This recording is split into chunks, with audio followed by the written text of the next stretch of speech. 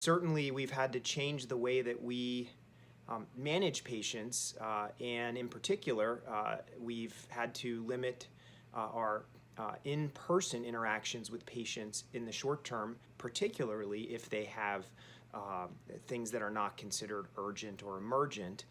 And one disease that comes up often in that category is patients with thyroid eye disease.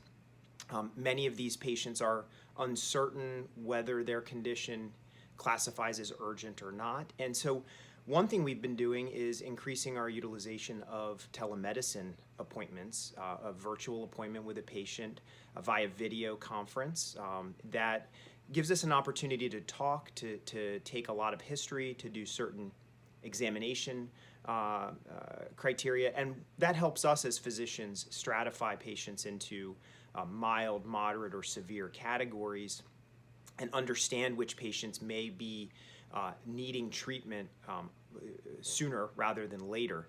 We know with thyroid eye disease, we like to treat these patients in that progressive inflammatory phase. And so I think the most important thing to think about is keeping that line of communication open with your patients, making sure they know that as physicians, we're here for them, and we can do this remotely many times, much of the time.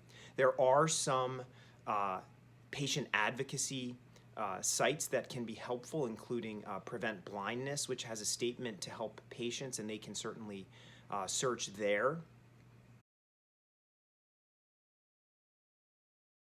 Surgeries are limited right now. We don't expect that to be the case forever, but right now, in the short term, they are, unless they're urgent or emergent.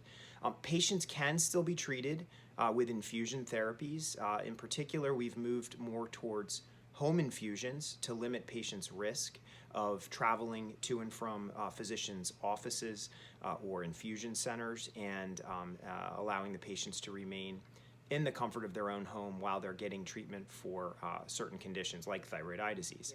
Keeping that line of communication open with your physician is important so that patients know when it may be a more urgent condition, and in particular in patients with thyroid eye disease, if they're noticing decrease in vision, significant changes in the way the eyes appear, or double vision, those would be reasons to contact your physician and at least start with a video visit and move forward from there. Thanks so much, everyone. Please stay well and be safe.